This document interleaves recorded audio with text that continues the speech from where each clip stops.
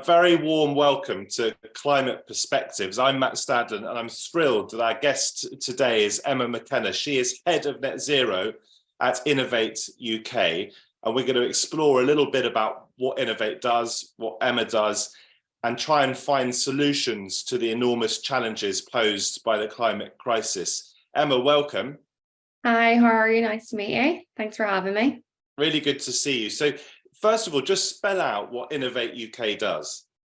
Yeah, so Innovate UK is an organisation that's very much about driving innovation across the UK economy, and both also having that international reach. We operate across kind of most sectors and industries that you can really think of, really trying to create and drive positive change and a positive impact, helping solve real here and now innovation challenges and real world challenges, and finding opportunities to solve those, engaging from very early idea stage right through to kind of seeing those ideas implemented and realized in real world solutions. And net zero is one of the key priority areas that we've identified that we operate within as well. And is this a really exciting thing to be involved in? Because some people look at the climate and some people look at the technologies that might form part of the solutions, and they kind of switch off and they think it's not really for me, or it's not what they want to read about over their breakfast. But actually, isn't this an enormously exciting and by definition innovative area to be taking part in? Yeah, I think absolutely, for sure. I think sometimes when we talk about and the language we use around climate change, there is kind of a lot of doom and gloom, and that's absolutely, true as well. Climate change is one of the most kind of pressing priorities that we have as an economy and a society right now that we need to kind of overcome and tackle. But that's not to say that there's not a huge exciting opportunity around it as well. I've been working in this kind of area now for a number of years, and I remember when I kind of first started out when I was at university, and even in my first roles, it was very much seen as a tick box. And when we think about sustainability and kind of having an environmental impact, it was about, reducing the amount of paper we use in a printer. And I think in that time, I've seen sustainability really change and really kind of embed innovation within that. And I think there's no denying kind of how exciting it really can be. There's some incredibly innovative companies out there that are tackling really interesting challenges that we didn't even really probably knew even existed, but they've noticed there's something there and they've really been working to overcome that. And that's really, really incredibly exciting to see that happen. Net zero is incredibly complex. We have to rethink and redesign every aspect of the economy and every industry and sector there is out there, and it's extremely complex. And some of the things that we have to overcome are things we probably didn't think we needed to. So to be kind of involved in that and be within that ecosystem and working with really innovative companies and people as well is really, really quite inspiring every day. Give us some examples of projects that you guys are involved in at Innovate UK. Yeah, of course. So we've got quite a wide range of projects and programs that we work across. As you can imagine, net zero is quite broad. And one thing that we've been doing over kind of the last number of, since really kind of last year, since we developed the plan for action for business, was really taking a look at kind of where we should prioritize or focus, and where there was an opportunity both for the UK to lead because it had a strength there, but also where the potential for impact is. So we've got a number of huge big programs that we're we've developed and are in delivery at the moment. Programs around heat and power. So how do we decarbonize our power and heat system? Looking at kind of finance as well. How do we both green the finance sector? So, and how do we develop new interesting products to help us fund new green infrastructure and new innovations, but also how do we innovate the types of products that we're using to do that? And we're also looking at things like circular economy. So redesigning and changing the way we make and use and consume things. So thinking about that from the very early design stage right through to end of life and recovery. And then those are, I suppose, suppose, typically quite sector specific. So engaging with kind of very specific sectors, but also there's a real opportunity as well, not just to focus on the technical innovation, but also the systemic barriers. So we've got quite large place-based programs as well, including our Net Zero Living program, which has funded nearly 50 places across the UK to look at addressing those systemic barriers. And we've got other programs as well, very much focused on the adoption and diffusion piece as well. So how do we speed up the rate of adoption of innovation, and how do we ensure that's being diffused across industries and sectors as well? And for those who don't know, just describe to us the differences between, and perhaps the ways in which you might collaborate between Innovate UK and Innovate UK KTN. Yeah, of course. Well, we work really, really closely. So I work within KTN as an organization, and we've got quite a large department as such of teams or directorate of teams that are working across that. And those sector teams and technical experts will collaborate on an individual basis and on a team basis with the respective teams as well at Innovate to come together to design programs and to deliver those. I suppose Innovate's role is kind of would be more focused on kind of on the investment side of things. So really kind of developing and deliver an investment funding of all sorts, whether that's kind of collaborative R&D or investor partnerships and other types of finance. And we, collaboratively work together to inspire organizations to become involved in this, develop the compelling communications to really kind of help them understand what the business opportunity is. And then we'll also work to involve the right and relevant organizations to build cohorts and collaborations and networks and new supply chains to then utilize and access that investment to help unlock some of those opportunities. So we work across those kind of three areas of invest, involve, and inspire as well. So just to be clear, Innovate UK is a separate organisation from Innovate UK KTN.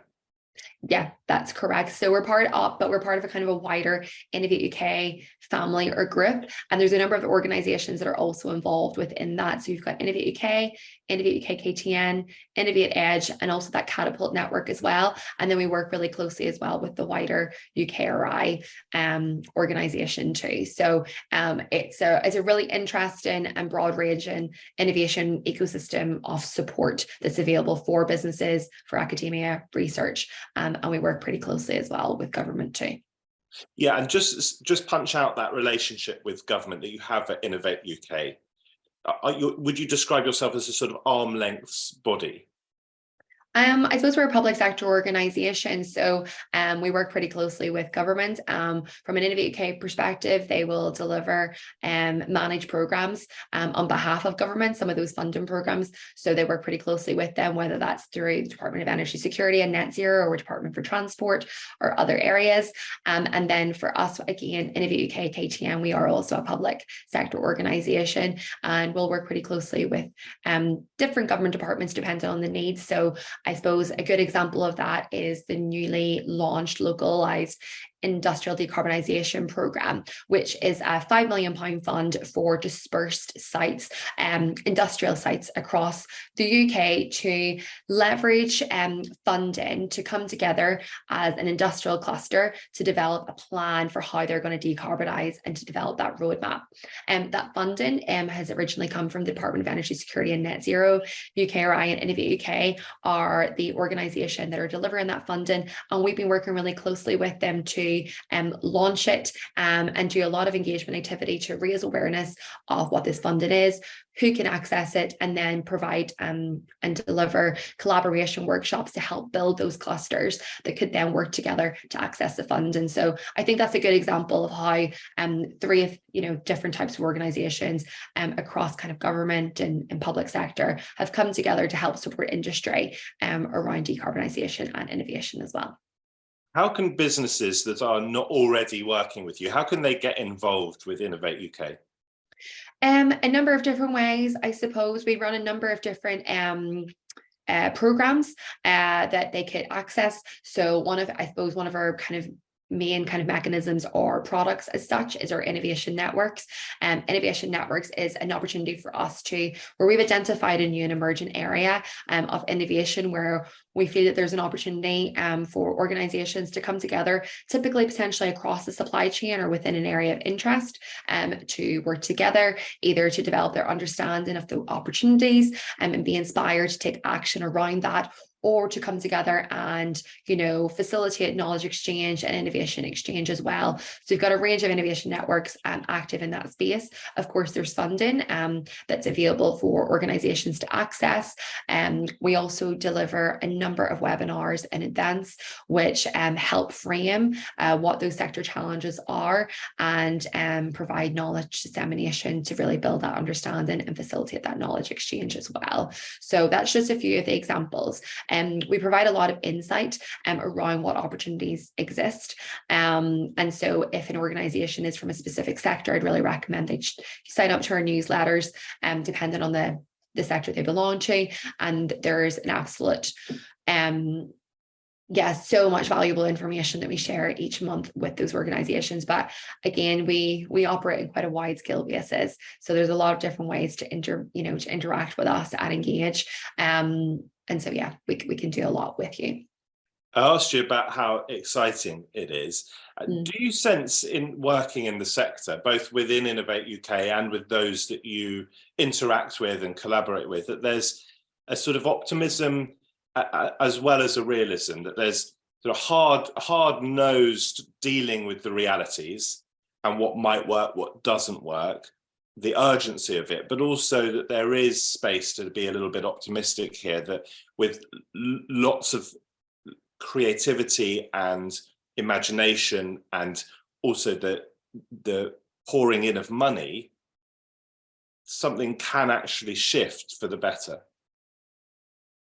Yeah, I think we have to. I think if we don't have some optimism around this, then, I mean, I think then you can easily be disengaged and not want to try.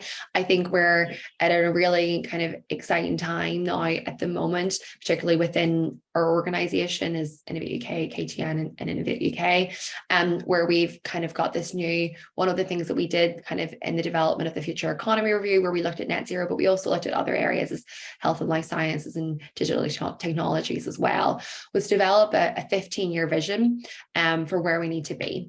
I think sometimes when we hear about net zero and the 2050 targets that the government set a couple of years ago, it seems quite far away. And we lose that, sense of urgency that's actually really required, because we're really seeing the impacts of climate change already.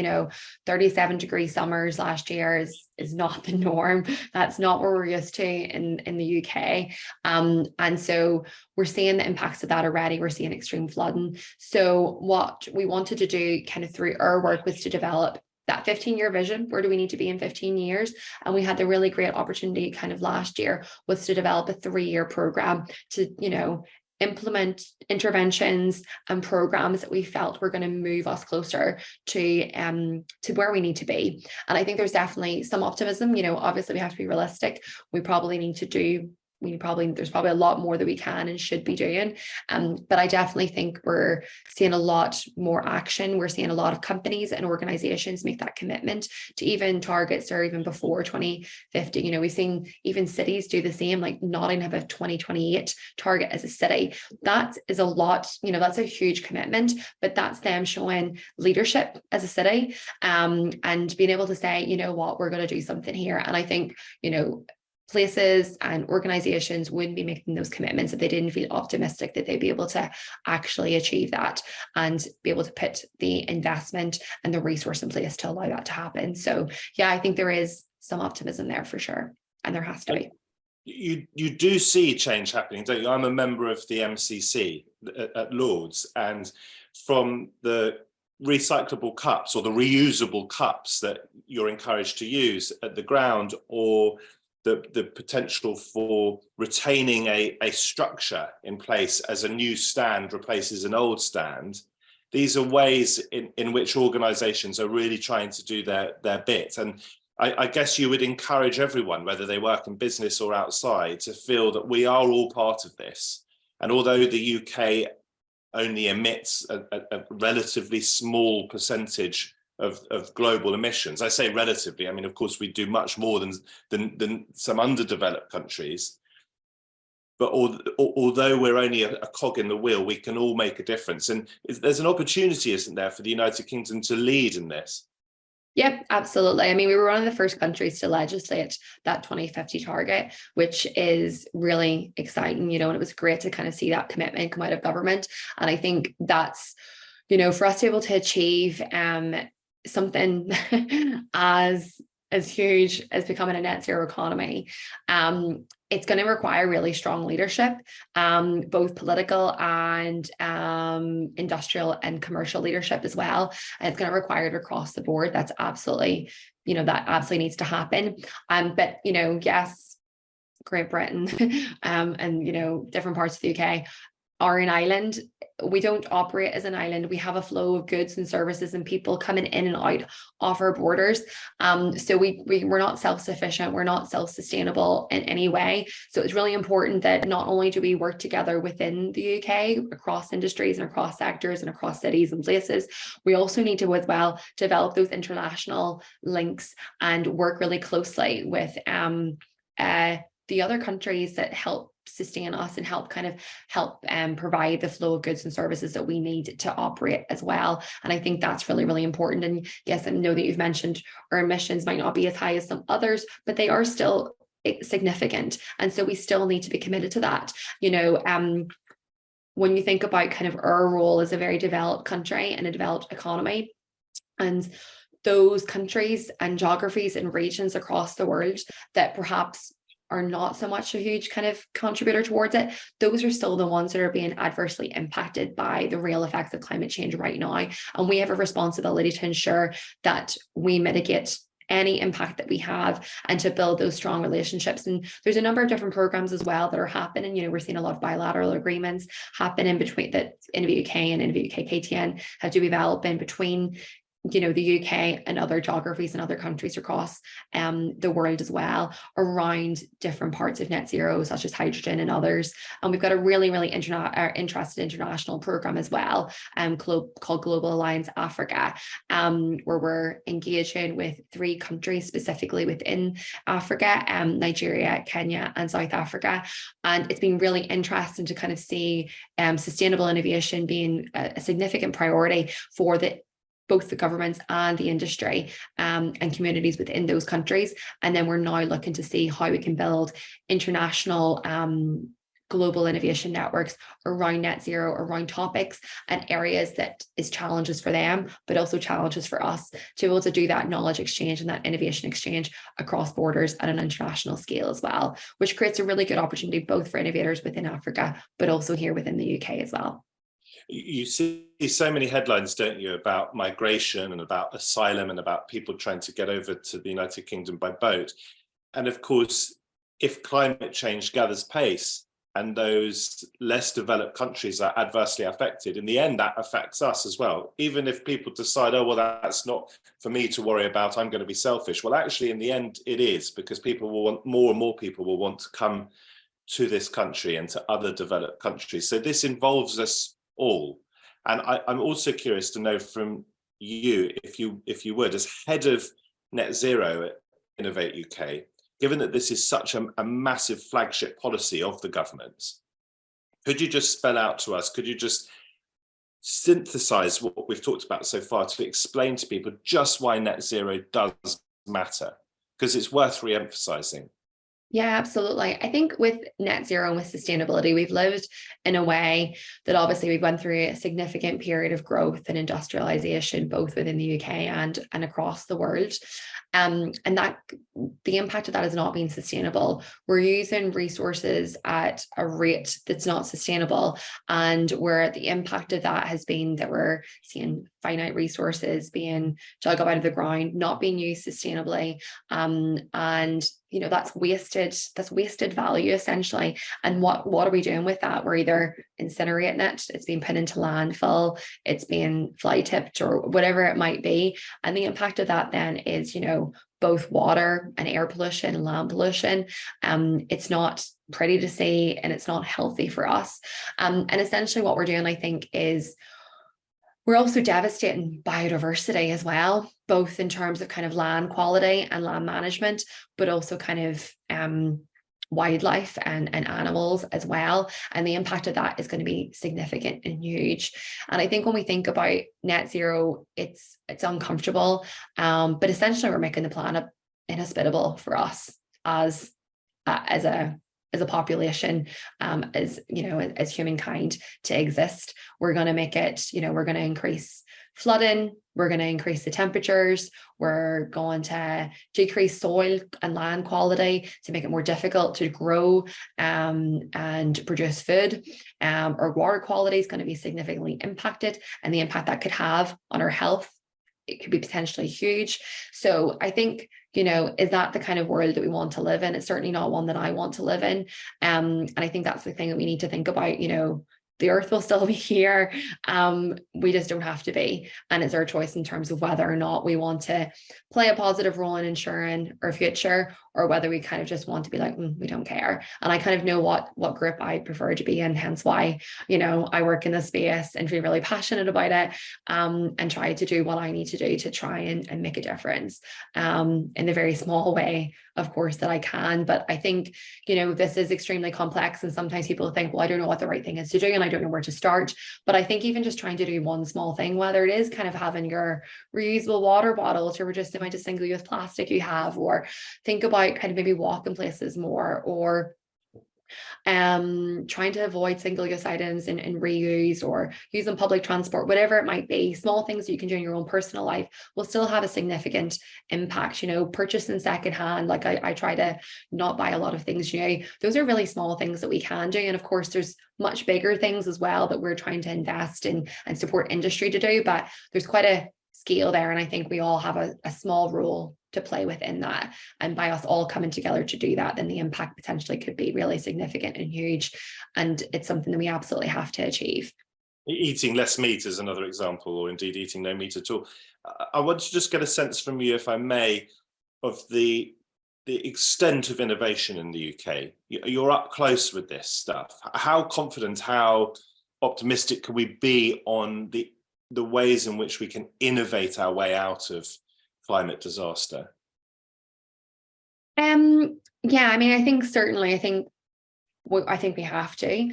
I think there's a significant amount of innovation that's already happening so far. A lot of that innovation certainly exists, and one of the big challenges actually around it being adopted and being adopted at scale. So that's one big thing. There's a lot of kind of, you know, the system has to kind of innovate as well. When we think about the change that we have to have across the absolute board, you know, then there's a lot of things. It's not just the technical innovation, but systemic innovation, thinking about financial innovation, different policy drivers that can be used, and how do we innovate around regulation as well. Those are all required plan and policy as well. Looking at those different aspects of that, I think it's a combination of all of those approaches together. In terms of kind of the scale of innovation that's already happening so far, one of the things that we did last year as part of Innovate UK was just kind of reflect on actually how much investment has actually happened within the net zero space.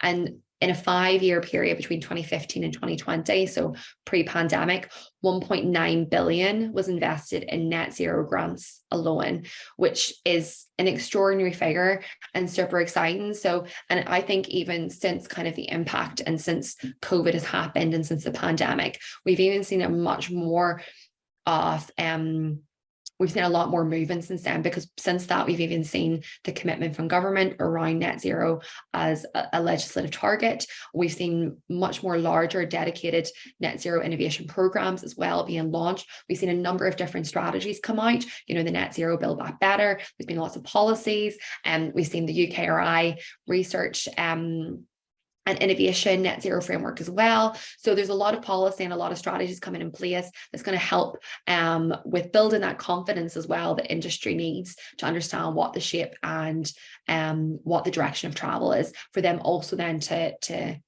invest and to see that private sector investment happen too. You see, don't you, in the news or certain TV channels or radio stations, there's a bit of a sort of pushback now, isn't there? A bit of a backlash against net zero. What's your message to these people? What bit of backlash would you want me to comment on? I mean, is there specific pieces that you're referring to? Just sort of what appears to me as sort of populist pushback. So net zero is disastrous for poorer people. Net zero is not a way forward for the UK. Don't believe in the climate crisis. Don't believe in what the experts are shoving in your direction. Just a real negativity around it. Well, I mean, was it just last year that the government asked for an independent review to happen into what the impact of net zero was in terms of business growth and economic prosperity? And that was conducted by Chris Skidmore. And I think the results were really quite clear from that, the transition to a net zero economy presents a significant business opportunity. And so I think that helps in terms of the response to that. In terms of, yes, the just transition, that absolutely has to happen. At the minute, a lot of the things that are potentially available on the market aren't accessible for those that are lower income households. Lower income households not going to be able to afford to put solar panels on their roof. They're not going to be able to afford to put a heat pump in their home. That's absolutely true. And I think that's one of the things that, needs to be looked at on a wider basis, what policy measures and interventions need to be put in place to ensure that those lower income households can access that, to ensure that their homes can be run efficiently and in a low carbon way. But we've all been living through a cost of living crisis. We've all lived through the energy crisis that's happened. And we have to think about what the impact of that is. We don't have control over our own energy supply as the UK. If we were to invest in renewable energies and to be, and to be able to produce the energy that we need in a renewable way, in a low carbon way, that would, one, help us be able to mitigate kind of the rise in energy costs, but also as well as that would help us be able to reduce our emissions. And so I think there's a really important thing that we need to do right now is to think about how do we invest in those renewable technologies that are required to help both us become more sufficient as an economy on our own energy supply. And we're seeing that pop up and we're seeing that happen in different parts of the UK. In Northern Ireland, they're very much focused on how do they actually produce enough energy to help be self-sufficient. And actually, I think there is an opportunity, given the geography and the environment in which we live in. Is there an opportunity for us to actually produce more renewable energy than perhaps we need and be a supplier as well? And there's certainly things that we need to look at there. But at the moment, most homes are significantly fueled by fossil fuels and they can't afford their heating. They can't afford to keep their lights on. We're seeing people living in fuel poverty, and that shouldn't exist. So I don't see how we can say that net zero is going to prevent that. I think there's a real opportunity here to really start thinking about where our energy supply comes from and how do we decarbonize that at the same time, and how do we increase, the efficiency of our homes as well, which is a really big piece. And retrofit is obviously something that's been talked about significantly, but I suppose we need to see more action within that space as well. Just very briefly, give us a couple of examples specifically on net zero that Innovate UK is trying to move us towards a net zero economy. Yep, absolutely. I think kind of net zero places is one of the really big ones. So their net zero living program. We've got lots of cities and places across the UK that have made and developed targets. So thinking about actually how do those places support their local communities and residents make that transition. It's a significantly large program for us over the next 3 years. And so what we've done is we have funded 31 Pathfinder places who are currently in the process of developing plans for what they need to do to achieve net zero by the targets in which they set out, and how do they address the systemic barriers, how do they develop local policies, how do they develop local plans, what financial instruments can they leverage off, potentially working with organizations like the Green Finance Institute to be able to do that. And then as well as that, we've just funded an additional 20 or so places called fast followers to employ an individual within that local authority to work for 2 years to develop those net zero innovation plans for what they need to do, and engage with other cities and places around the UK to be able to make that happen. And that's really exciting, and that's not something that we've done before, but it's providing that resource, that capacity, that capability within an organization to find the opportunities to innovate, develop that understanding, and then develop and deliver those interventions. So that's a really, really exciting program on the demand side. And on the flip side of that, there's a lot of investment as well going into kind of how do we develop and support those that are developing solutions, and then bringing that demand and supply together. So that's really, really exciting, I think. And just to finish, Emma, what's your message to business now, as far as innovation is concerned, as far as moving towards net zero, as far as the achievability of all this that you're working on is concerned? In a couple of sentences or so, how would you inspire business to get on board and get involved? Oh no, that's not really the most straightforward or easiest thing I'd say to be able to do, but I think definitely this is a significant opportunity, and we as an organization, as an ecosystem, are very much focused on driving the UK to be the fastest transition economy to net zero, and we want to support and ensure that the economy and industry prosper. There's a real live opportunity right now, and if as organizations you don't innovate and you don't take action, you will be left behind. Whether you're a larger organization or whether you're a small one that's part of a supply chain, there is definitely a shift. We both by consumers and by industry as well, and to be ensuring that you're still relevant and that you're resilient to any other shocks or systems that any shocks that happen to the system. It's really, really important that you innovate and think about how do you build that resilience in, how do you build in sustainability, and how do you think about protecting yourself against some of the things we've already seen happening already, price volatility around the energy crisis and so on. So it's really key to think and act now, but also with those actions, it's important to be, to move fast, but be considered in your approach. Ensure that what you're doing is both right in terms of, the business case stacks up, but also as well that it makes sense in a sustainable way. The last thing we want to do is to see, a knee-jerk reaction to something. We want it to be considered, think about the longer term sustainability of something as well, to ensure it's going to have the intended consequence and the intended impact that you want it to have as well. And there's a lot of support that's available out there for businesses and for industry, particularly around innovation. So do engage with us as Innovate UK, KTN and Innovate UK. You're not alone, and no organization will achieve net zero on their own. It cannot be a siloed approach. You need to engage both with others across your industry, across your supply chain, and we can help facilitate that happening. Emma McKenna, thank you so much for joining us on Climate Perspectives, and for giving us such a passionate and enthusiastic and optimistic take on what is such a pressing issue for all of us. Thank you. No worries. Thanks so much. Thanks for having me.